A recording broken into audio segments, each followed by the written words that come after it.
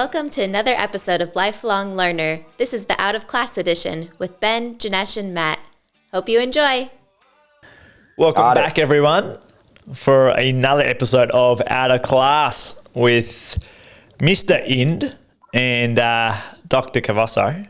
Right? See, I learned from last time, Matt. I put you Mr. in to stroke your ego a little bit there, mate, and I introduced you first. So hopefully, mate, that's as much pity as you're going to get this whole episode. I did. I really appreciated that. Thank you. And if that continues for the remainder of our relationship, that would be great. We'll see. How are we? Pretty darn good. Yeah. Pretty darn good. Life is a bit of a roller coaster sometimes. You know, you can ask that question of me at any time of day and you will get a varying response. Well, actually, no, the response will always be awesome, amazing, super good on the exterior. But sometimes on the interior, there is another version.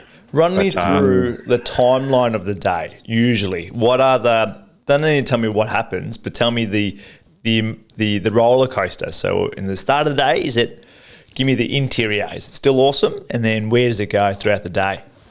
Give me hour by hour blow. Are you going generally? Like generally, do you wake up optimistic? Generally around lunch. Yeah. Right. I wake up and I wake up with so much hope and positivity, and I'm like a 12 out of 10 when I wake up. My first hour, I am, we talked last week about,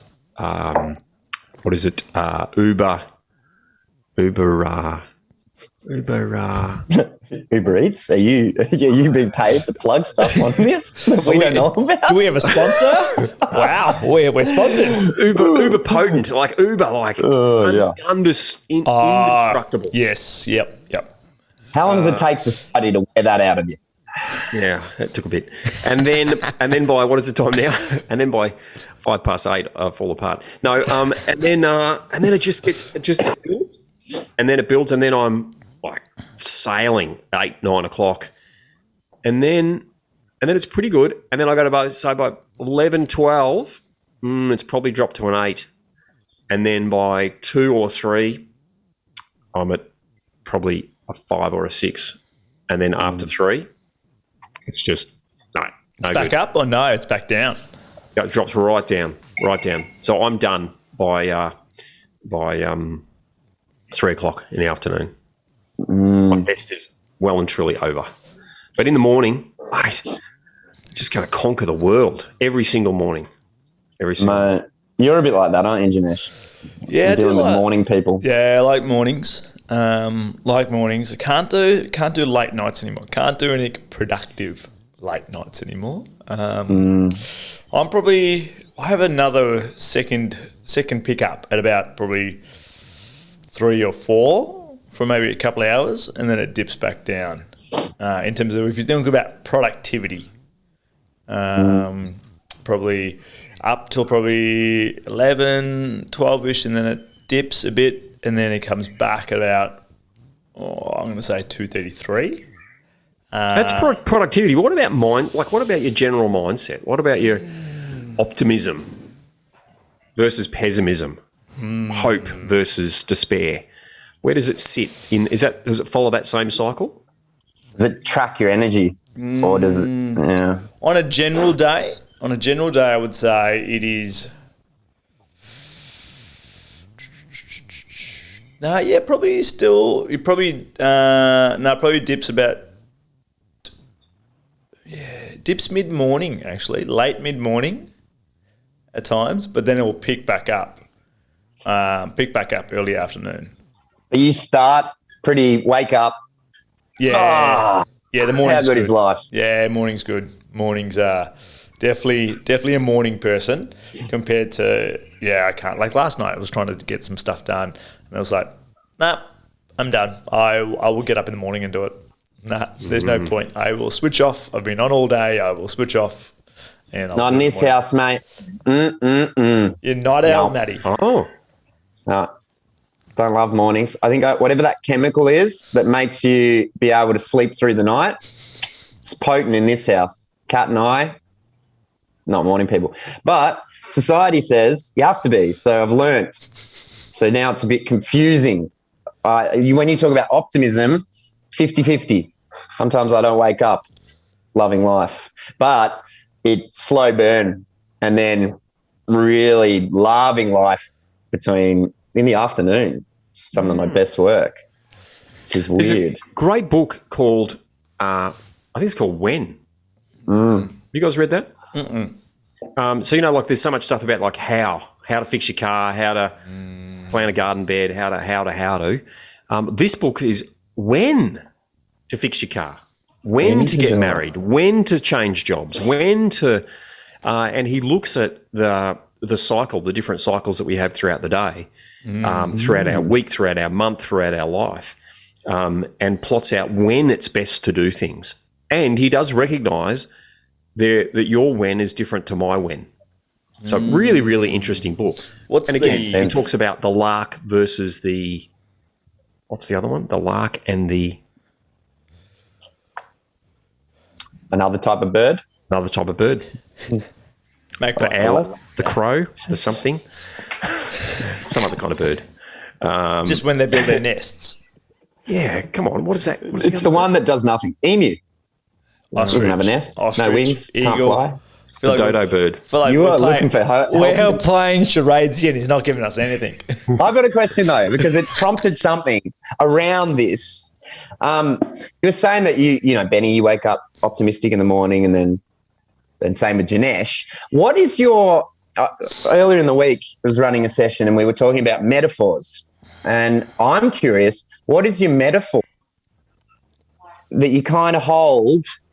And does that play into you waking up feeling that way? Early bird gets the worm, or I don't know, grab life by the horns, or is there a metaphor that's serving this morning routine? Is there a story we tell ourselves, or is it just biological chemistry?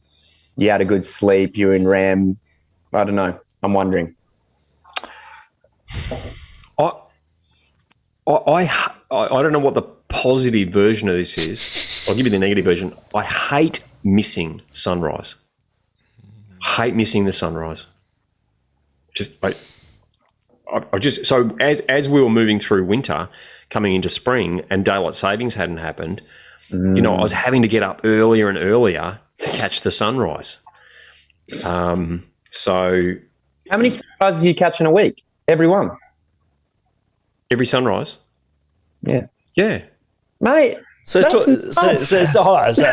incredible. That's awesome. I get like one a week, maybe. Talk me through that. So if it's raining, so cool. If it's raining outside, you're still up in your house and you're just enjoying the sunrise with a cup of coffee inside your house. Or you're outside, or what's this process? So I'm outside catching sunrise. 3 or 4 mornings a week. I'm outside in nature, out in the environment, catching the weather and the morning sunrise. But I wonder why. It makes sense. Yeah. When I get up and I watch the sun, I feel great, but I just can't get to the whole up and out to the sun thing that often. Yeah, but I've got to say, I reckon 90% of the mornings, if you get up early, 90% of early mornings, the weather's amazing. It's often when the sun finally comes up, that the wind comes up, that the clouds roll in. There's so often I'll catch a crystal clear, starry morning, and I'll see the sun slowly come up, the sky get brighter and brighter, and then once the sun actually peaks over the horizon, the weather starts to turn, the clouds start to come in. That's the old surfer secret, mate. You got to do this, the surface sunrise surf, exactly as you said. The weather kicks in once the sun just seems to happen that way. That's when the wind comes. So you're up before, like even before the little peak of sun. You're Darkness up when it's to light. when it's dark. How much earlier? I'm curious. How much earlier do you get up before that peak? So say if sunrise is at 6:30 or 6:25, are you up at like 6, so you're like, so it's crystal dark? Well, this morning was 5, Yep. but you can get up at the moment. You can get up at about 5:30. So I have 2 alarms, which are just in case of emergency alarms. I'm always up. I'm always awake before it. But so I have an alarm set for 5, and I have an alarm set for 5:30, depending on the day of the week. And then, so 5:30 at the moment I can get up, and it's still dark, and it's just like I've only got to be up 10 minutes, and the sky starts to get a tinge of change, and Mate, I would love to see those statistics. Benny versus your average human being. How many sunrises do they see in a year? Most people I know catch one a year, a couple a year. I just can't stand it. I had a first one probably in ages, and I was devastated. It was last Friday. I had my last day in practice on Thursday. So whether there was so I've hung up the chiropractic hands, and on Thursday, thanks, Matty. And it's big news. I don't know whether there was a release. I don't think there was. But I normally go for a run with my brother at 6:15 in the morning. I'm normally up at 5 on a Friday, do my meditation bits and pieces, see the sunrise. Anyway, the alarm somehow didn't go off, and I slept through till 6:20. Missed the sunrise, missed the run with my brother. Was out of sorts all day. Yeah, I was going to say, how did that affect your day? I was really. I remember glancing to the side, seeing the time, and my eye just went, no! I've missed the start of the day. You did? Can't believe it. And did it ruin your whole day by missing that little ritual you have? It certainly put me way out of kilter. Yeah. Way out of kilter. Certainly in the start of the day. It was a shambles. Yeah. Yeah. Funny how that works. So, so morning, that's where my energy's at. And I think, but I recognise there's people that are different and kind of and finding your cycle. There's a lot of research. That book talks about how there is a dip in the middle of the day for all of us. There's a dip, when I say in the middle of the day, for the lark, whichever one it is, right? Whichever bird that is, the morning bird. The morning bird has a dip at around 12-ish. And if you're an afternoon person, you'll have a dip around 2-ish. There is a dip. It's a phenomenon. There's no way around the dip. Many cultures celebrate the dip, right? Like in a lot of European siesta. cultures, they have a siesta in the middle of the day, right? Makes sense. They recognise the dip, but we often push through the dip. And he's suggesting recognise the dip because you won't make great decisions in the dip. Yeah. There you go. What else has happened for you guys this week? One of the things that we love having a bit of a chat around is the charge, whether it's a positive or a negative charge. There's often a good conversation to be had there. I'm curious for you, Janesh, has there been a charge, a positive or a negative charge this week? I think this week's been interesting. I think last episode I was on the way to just before heading away for the weekend, and I think that heading away, we haven't headed away in a little bit, and even something small, it was just the lasting effects of that. Like, talk about getting up in the morning. I was up, I'm away, so I'm like, I'm up, let's go, let's explore, let's do this. And just riding that wave was was awesome, where we got chatting to some guy in a store, and next thing you know it, he's like, what are you doing tomorrow morning? Do you want to go for a run? I'm like, yep. And he showed me this trail, mountain goat, and I'm breathing out of my ass. But we're catching misty morning fog on top of this epic mountain. And then we come back into town, off the mountain, say bye to him, call Kate. I'm like, oh, hey, you coming down for brekkie? And she's like, oh, we're still kind of asleep. I'm like, great. So I had this epic smoothie bowl and coffee in this time, and the town was quiet. The town was just waking up. And then that whole whole of last week was like cloud 10, right? I think that was just like made me realize, we need to do that. I need to do that more often. Novelty, adventure. Yeah, novelty, adventure, and just that exploring. And I think I told Cash, I'm like, next year we're spending a month here. I'm like straight away going like, how do we design our worlds to spend a month here? I've gone, even if we need to pull Sai out of school for a month, whatever, I've gone, we're spending a month here. Which was cool. I think that was made me realise I need to do more of that stuff. And you can, lockdown or not lockdown, you can do some novelty and within your realms. And I think it's important. I think we lose track of it, which was awesome. Mate, that excites me. Can I suggest too, though, that it wasn't novelty. I would suggest that you experienced joy versus novelty. Right? And I don't know whether we've talked about this before, but, the difference is novelty is when you have excitement. Joy is when you have nervousness and excitement. So the idea of being on a trail early in the morning and it's misty and it's just you, there's an excitement around that. But there's a bit of nervousness. Like I haven't been on this trail before, and mate, it's hard, and I'm puffing, and I'm questioning whether I can actually do it. Can I get up the hill? Should I turn around? Have I bitten off more than I can chew? It's when those two things come together, that nervousness and excitement, that you experience that joy. And I would suggest that was a real joyful moment, which is where I think there's a real impact. And I think there's lasting.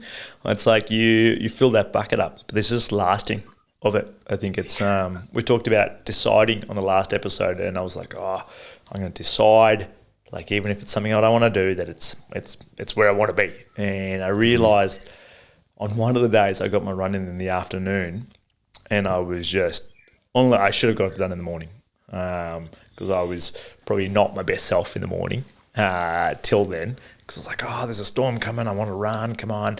But then after, I was like, great. I was like, all right, I'm going to I'll get the dinner reservation, I'll get this. And then the next morning, I was like, in the morning, I'm going to go run first thing in the morning. And it was like, as you said, that nervousness and that exploring. And you go, all right, it's just like a little bit of unknown and a little bit of going, this is fun, but you can start it. It's like you've gained an hour. As opposed to waking up when the rest of the household wakes up. And you're like, all right, cool, let's go on a walk, let's do this. You're like, I'm already going. So that was awesome. I wonder whether this is also a married kids thing, because I'm noticing that a lot of my friends who have kids are morning people, just to get that chunk of me time, peace, no kids, no commitments, whereas us unmarried unkids we get that all the time. This is me, just me in my house by myself. It'd be really nice to have someone to interact with. What would you say, Benny, because you've got now older kids, so they don't actually take up, you don't have to make breakfast for them necessarily all the time? I've always been a morning person, and this started too. I can remember being a kid, and my dad was always an early riser, and you'd hear him fussing around in the kitchen early, and then at 7 o'clock on the dot, he'd come in every day of the week. He'd come in the room with a cup of tea. Come on, sit up, nice. Sit up. Come on, sit up. I've got your tea. Sit up. Go away. Come back with coffee. Sit up. And, from the time I could hold a cup of tea, Dad would come in with a cup of tea, and he'd take my brother in a cup of tea. He'd take my mum in a cup of tea, and I'd sit in bed having a cup of tea, and we'd all sit in bed and have our cup of tea and start that morning. It was amazing. And so I've always been that early bird. But yeah, you're right. The kids do bring some noise, but as Janesh noticed the other day, there's so much noise out in the world now. The roads get noisier. Just people's lights start coming on. It's true. You can just almost hear the hum start. People's heaters start turning on, generators start turning on, phones start turning on. It's almost like there is this noise that starts to build. And to be up before that is magic. I think there's only one day a year, but maybe there's two. But I wouldn't call Boxing Day. No, Boxing Day's open now. Christmas Day is closed, but of course it's a noisy day. But what is a super quiet day? I don't know whether you've noticed back before lockdowns was Good Friday. Good Friday. Good Friday, everything's closed. And I just, when we're in Mount Eliza, I'll often go for a walk or a run first thing in the morning. And it's obviously super quiet. And even on the way home, as I'm running back, everything is still dead. Like the streets are empty. And there is still this silence. No one is turned on. And I think you get that not turned on feeling first thing in the morning. And there is a real peace, real peace. So I think, it's a really, well, for me, but not for everybody. It's certainly a powerful time. I find, I get you. It's when I can surf and there's that, it's not even a thought. I don't love getting up early unless I'm surfing. I'm already up 5 o'clock, 4 o'clock, doesn't matter. In Indo, I'm on a scooter at 4:30 in the morning. It's warm enough. You're just wearing a pair of board shorts. And it is that feeling of they're missing it. What are they doing? It's all mine. And you ride along and you get out there and it's a day within a day. But I don't wake up like that to start my day. If it was a walk or something, something like that makes sense. A bit of connection. Absolutely. But not to get up to start a day and sit in front of a computer with a coffee. No way. Not for me. It is that peace and quiet is obviously what people are seeking throughout the day as well. That's obviously what we seek when we meditate, to turn off, to be present, to be in the moment, to not have the noise. But we're often seeking that.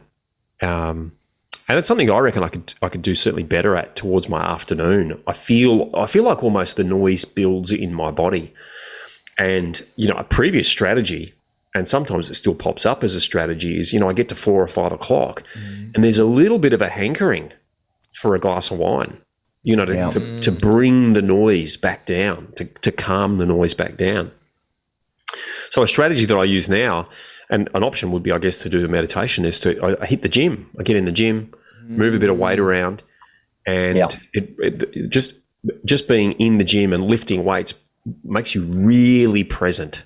The weights are heavy. You've got to you're really feeling your body and you're super present.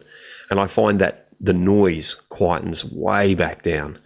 And I can come out of that gym and it's 5:30, 6 o'clock and I don't have that hum anymore. I relate to that. Yeah. Any activity where you can move out of your head and into your body, the gym particularly, because it's not rocket science. Lift this thing 10 times. The last 4 are going to be almost, But you do see people. It's not a science, because I see people on their phone, text. I don't get those people who go to the gym and then on the phone. I'm like, mate, we're doing this wrong. I think you've got to go hard enough to be present, because you can do anything and not be there.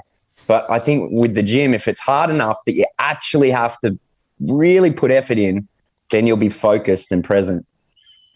I think at times they go to their phone because the noise is so loud at that time, right? The noise is... Headphones. Yeah. Go in your own world. Focus on the 10 exercises, the 3, I don't get that. Work or social media is already moving. It's like the locomotive's already going. Right. And maybe that's why they're there as well. External motivation. I'm here to look good versus feel good. When it's internal, it's about the feeling. It's about conquering, the body being able to push one more, for me anyway. And that you can't be doing more than you think you can do and not be present. It's not possible. But that's super interesting. What's come up for me just then is I've got a gym set up here at home, and the idea of going to the gym at home was, really, I don't have a gym at home. I mean, I want to go to a gym where there's people. And so on Fridays, I catch up with a personal trainer and we train on a Friday. But but I'm nowhere near as present. On Friday? Nowhere near as present on a Friday. Really? Compared to when I'm at home by myself. You know, just like what Maddie was saying, there's no one watching me. There's no external influence on me feeling like I got to look good and lift the weight and be in my head around, you know, what's someone thinking about the weights I've got on, or just, you know, just having an awareness that there's other people versus in the gym here at home, it's just me. It's just me in that room and puffing and being sore and putting the weights on and off. And I find that motivating sometimes, because it is so much more challenging to do it at home by yourself. So when I do, I get this like narrator in my head. I'm like, yeah, this is discipline. This is willpower. This is how you build a body. This is how you build a life, you know, because it is so easy not to do it. Being present with yourself. Just as a side note, I was doing my walk and talk this morning with our mate Ryan, and I walked down the hill at Mornington down towards the pier, and this stunning, like ridiculously stunning sunrise. Oh, I didn't think you were going to say that. I thought, as I was going there, I thought, I know where Maddie's going. This ridiculous sunrise.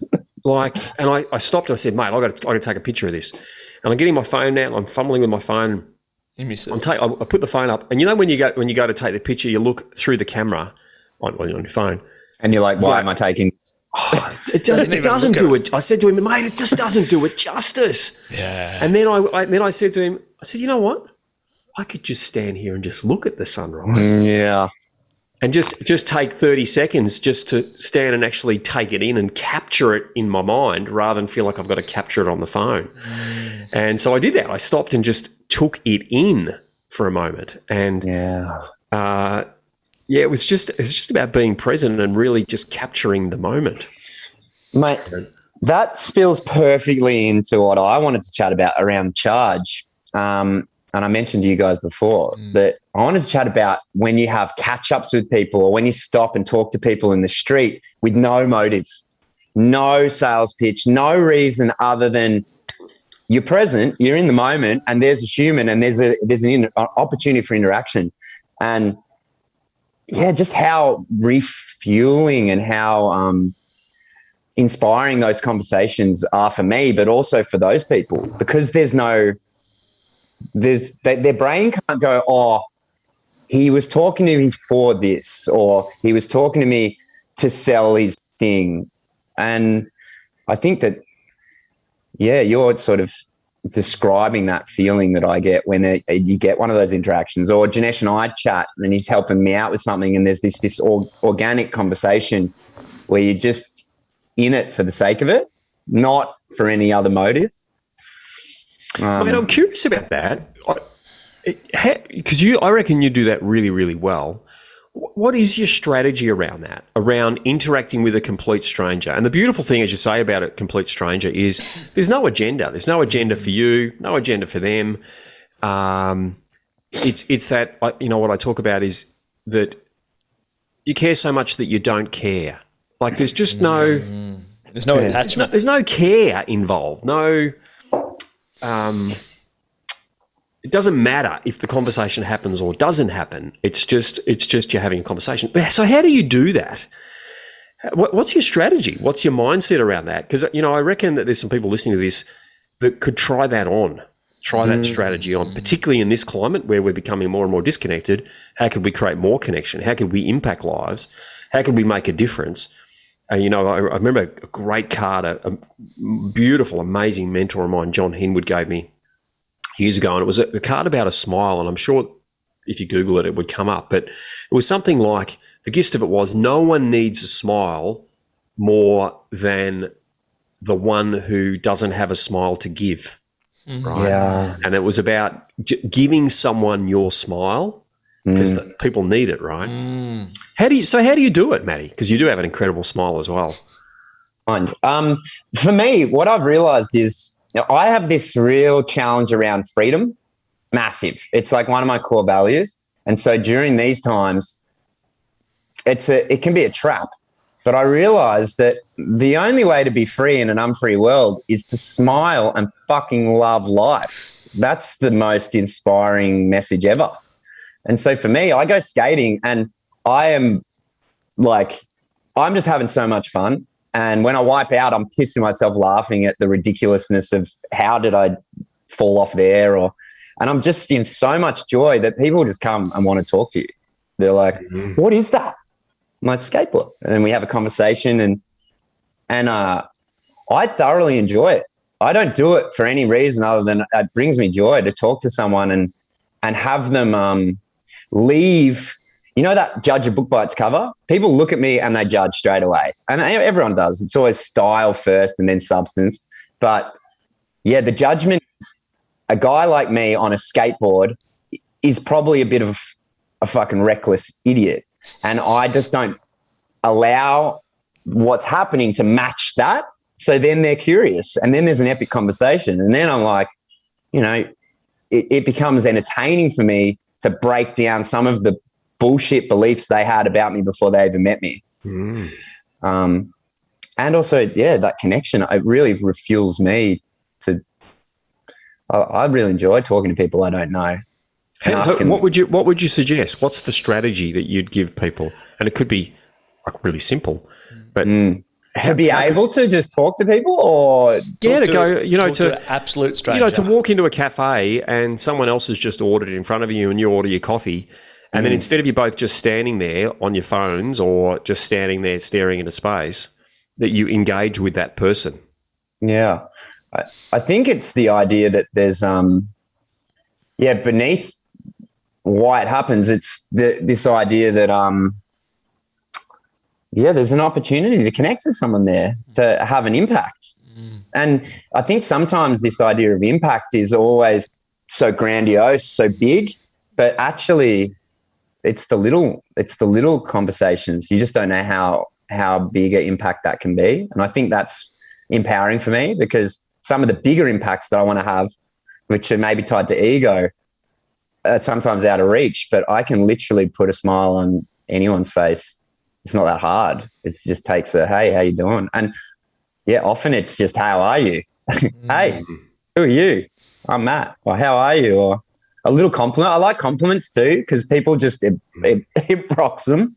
Like, yeah, oh man, nice top. What? I think it's fun. I think it's a bit of a playful energy. It's like, maybe I'm that annoying kid that just wants to, interact with people. I'm curious, what is the character? Is it a character of being annoying? Or if you were to describe it in maybe another way, what is the character that you bring? If someone was to try that on, hey, try on this character trait. So don't actually do this. Don't actually say to someone, hey, mate, how are you? Instead, just try this character on and see what happens. What's the character? I think it's playful. I think that's it. It's like a, hey, let's, like you would you stir up a puppy. Like a puppy. Hey, what's going on? It's that playful energy. And I want that. And to really play, you need, it's a game of tennis. I serve something at you, you serve it back. There's this game. Matt, and how do you deal with someone who's not hitting the fucking ball back? Right? You don't bother. Huh? You don't bother. That's amusing in itself, though, isn't it? You serve someone a ball and it just goes straight past them. You're like, oh, well, not playing. That's fine. Is it because they missed it, though, and you need to hit them another one? Yeah, maybe a little bit softer. Maybe you need to hit them a softer one and see if they can hit it back. Absolutely. And I think for this to really happen, you have to have a bit of time as well. A little bit of space. So straight after this podcast, I'm going to see if I were to try this on. I'm going to go down to the coffee shop and I'm going to order a takeaway coffee. Right? Love it. And then I'm like, oh, hey, how are you? To the person next to me who's waiting. Yeah. They're just like, nah, I'm on my phone. I'm looking down. I'm going to pretend he didn't talk to me. Do I hit him another ball, Matt? Or do I just go, oh, they're not playing? Well, it really depends. Like, if you want to play, then yeah, hit him another ball. But maybe you don't want to play with that person. I remember before I caught on to Bluetooth headphones, without the cable. Yeah, I was a little bit behind, maybe 6-12 months, and I'd go running in the mornings, and I always say hello to everybody, right? Matty, I say hello to everybody. Everybody I run past, it's good morning, good morning, good morning, good morning. Anyway, I can clearly remember this morning running in Morty Alec, and there was heaps of people out and about, and I was running, and I was saying good morning, and nobody said good morning back. Nobody. In fact, I remember doing a Facebook post going something like hurtful. 28 good mornings. I got 23 nothings, 3 grunts, and 2 hellos, right? And I'm thinking, just some people. Now, what my brother pointed out to me a week later was, Benny, they can't hear you. They've got their headphones in. That's why no one's saying hello back. Benny's getting offended because can't hear you. So that's true too. That's it, and that's an obstacle worth noting for anyone who's actually considering going and making friends in the street. If people are wearing headphones, then it's not personal. And how often, I think that's another point, that we take it personally when we reach out. When you serve a ball for connection and it's not received, so quickly you can go in your own head. Oh, it's because of me, or who gives a shit? Just fucking hit them out there, and whoever wants to engage back will, and they're the ones that you're meant to, and everyone else as well. Maybe some people have got virtual headphones. Like they've got the headphones of, there's nothing social playing. Distance. Yeah, there's nothing playing. I'll put it on, but I don't want to talk to you. I'm put my head down. Yeah. This is the symbol that means that I can't be connected to.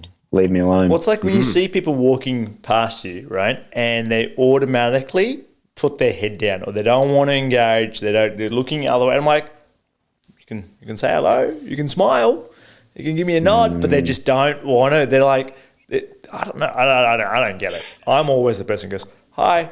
And they're like... Mate, you're the person that I would have... So when I used to do the paintball stuff in the street, the number one thing is you have to stop someone. You have to stop them. If you can stop them, then you can talk to them. And so let's just see that all the time. The strategies that people, when they see it and they know a salesperson is off in the distance, people have these just look at the ground. Suddenly they get really busy. And because we're doing this for 4 years every day in the street, and there's, a group of you just become, it's so much fun. It's fun trying to stop people because no one wants to stop. So you start sharing strategies. One of them, a friend of mine, would just go up, and as this person's walking, trying to avoid eye contact, he'd point at the ground, and they'd end up looking at what he's pointing at, and then we'd all be like, oh, they're done. He's got him now. And the person will be like, what? And he'll be like, nothing. I just wanted to chat to you. And then bang, they're into this conversation and humour. Brilliant. But it's such I think the sales stuff shifted the way that we think about it, because it had to. You don't stop someone, you don't make a sale, you don't make any money. And so there was this increase in necessity. And so you start to learn some skills. And I think the number one skill is not caring what people think. Who cares? Throw enough. You just keep being you, keep being positive, optimistic and kind. And if they reject you, that's their shit, not yours. Every no gets you one step closer to a yes. And so I think once you've done that for long enough, I can't undo it. So now I'm not selling anything. I guess I'm selling myself. I just love the opportunity for a game there of conversation. Mate, it reminds me of that. Two sayings actually come to mind immediately as you're saying that.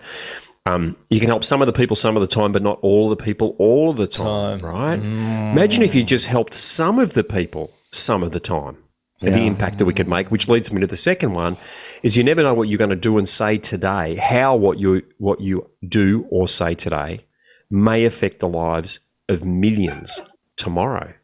That's BJ Palmer, famous chiropractor. Good one. Yeah, I like you just little thing that you say or do today and the ripple effect that may have and affect millions tomorrow. So help some of the people some of the time. Be okay with not helping everybody all the time. And sometimes the help is just a smile. It sounds so, I hate the way that we've demonized cliches. You know what I mean? Like we go, oh, it's a cliche. It fucking is true. It may be a cliche, but a simple smile can be the difference, you know. And I've seen it. I've heard the full circle, but so often you don't get to hear the rest of the story, but you don't know what someone's going through. And, you know, a man smiling at a woman with no intention other than just smile could debunk a whole story she told about men, you know, a gesture to a kid, you know, and actually listening to what they're saying and not treating them like a child could be the difference. You know, you just don't know. It's why do you I really think like that quote. when you're away from your normal day setting, this is potentially easier. For me, it is easier. Like I think when we were away 2 weekends ago in Bright, I was talking to everyone. Like I just wanted to make friends with everyone. Person pouring my beer, chatting like, oh, how's business been? How's things been here? Blah, blah. Like just like everyone. And like if I'm here, like this weekend we were local, like I'm not necessarily doing that. I'm not going out of my way to. Yeah, Do you think it's anonymity? I don't know. That Maybe you don't exist to anyone in that world. You're not Janesh, the general manager. You're not the husband. Yeah, I don't What know. I don't know. It's I don't know. It's fascinating where I'm like, yeah. Why are you nice to everyone else except us? No, like I'll be nice, but I won't go out of my way to have a conversation. Like I wouldn't be. I think last week we were waiting for the smoothie bowls and coffees to come, and while we were waiting, there's someone else sitting next to me, like a couple, and they started talking about something. And I just chimed in. Usually I'll be like, oh nah. I chimed in, like, oh look, that's a really great hike. We did that yesterday. Go do this trailhead, and then we just start talking, right? But say if I'm at a local cafe here and go do that, I'm like, nah, I wouldn't. Like I wouldn't go innately go, oh, hey, you should try this. Mate, I'm feeling that too. I'm feeling a bit of that. Why do you think that is? I know what you're saying. I know what you're saying. More outgoing, more connective when you're not in your own bubble. Yeah, 100%. Is it Interesting. or is it because you defined what you're on as a holiday?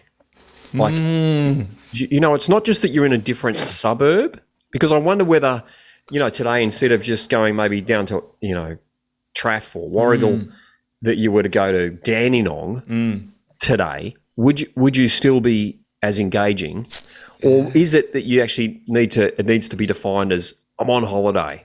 You know, there is actually a state change, that it's not just location, environmental change that's dictating your performance, but it's more than that. And that's then influencing your performance around how you engage. But I know what you mean.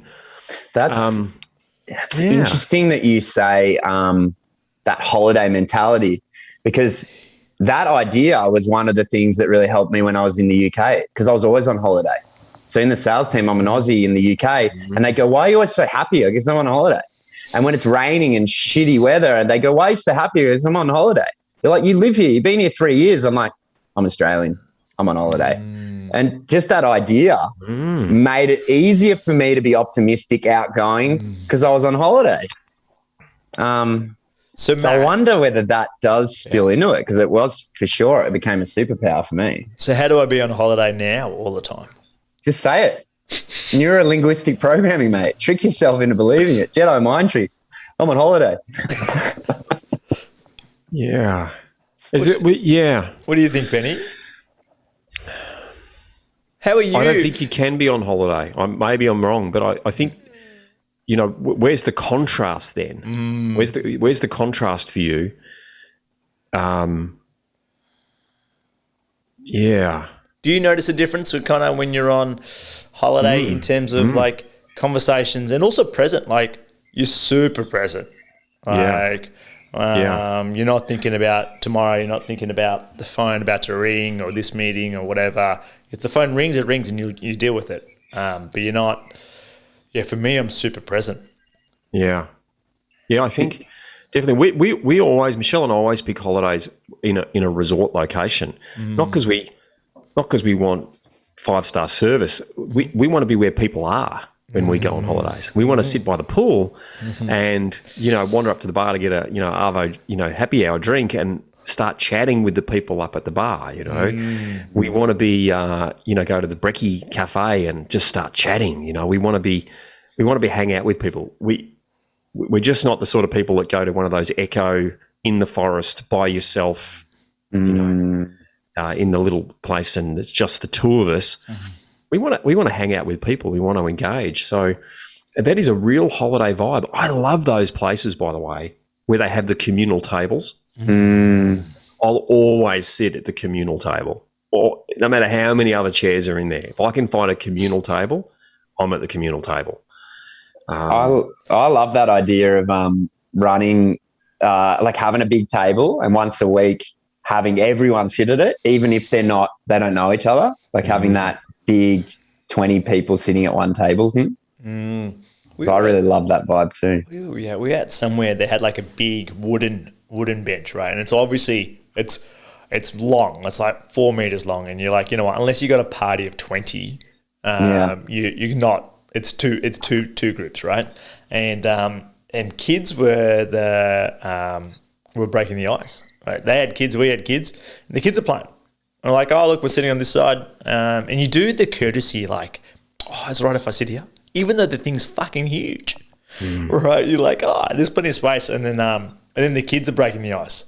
But I think I'm seeing more and more of those tables, of those like just long style tables of going, you know what, we can either fit like a big party on it or multiple groups on it. Or have people socially distancing and put 4 people on it. Maddie. Sorry, poor Maddie. We didn't actually agree not to go there today, but I think we've agreed not to go there. Roger that. But mate, I think you're right. Those big tables are just they're really, really good. I'll often go to a cafe and that cafe will say, oh, look, we're full. I go, I'm happy to sit. I'm happy to sit with someone. Fine. Anyone? What about that guy that's sitting at that table of 4 over there? I'm happy to. And they often say, "Oh, I could ask him," and no one ever says no. And all of a sudden, you have got 2 complete strangers sitting at a table. It's I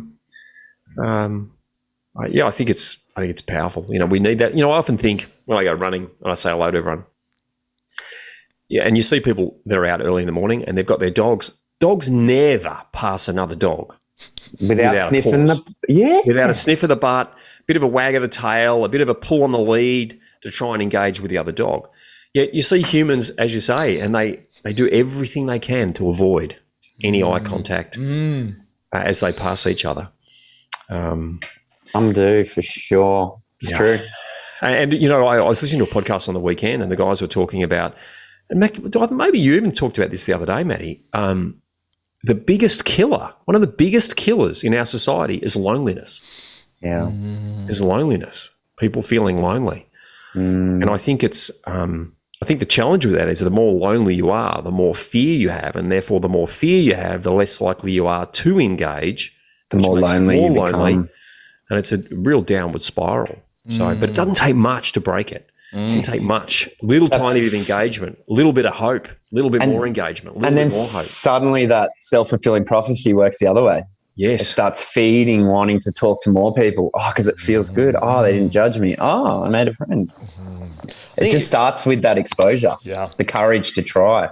Yeah, I think especially now when things are somewhat maybe a little slower when you go to order something, it's easy to do the interaction with someone you're ordering from. You're already talking and then you go, how is your day? So at the end of it, and if there's no customer behind you, go, how is your day? Right? It's a great place to start because you're already engaged in the conversation. Engaging, right? Yeah, and usually a lot of them are like, yep, done. Like, I'm going to take your order and I'm done. But now it's a little slower. We can only have 5 people, 10 people, whatever the numbers are. But like, I can actually answer your question. Right? I think this is going to be a thing that's going to take a while for people to heal from as well. Because I noticed that I love talking to people. We've been chatting about that. But I've noticed a little bit withdrawnness at times just based on the fact that we've had 18 months living a very different way. So I just wonder for people that maybe don't love it as much, how much more withdrawn are they going to be? Is this going to be something that people are really going to have to, work towards? There's a little bit of social anxiety that's been sparked because of living in a way where you don't interact with new people. Yeah. But I think also the natural introverts somewhat like it, which is like I joke. So Keisha is like introverted at times, and then we're going to do this booking somewhere. I could just call them, and I just go, "You just don't want to talk to the people, do you?" Right? And she goes, "Oh, they have an online booking portal." I go, "Just call them. If it's booked people out, don't call, man." I've gone, if it's booked out online, and she goes, "If it's booked out online, Janesh, they're booked out." I go, "Nah, just call them."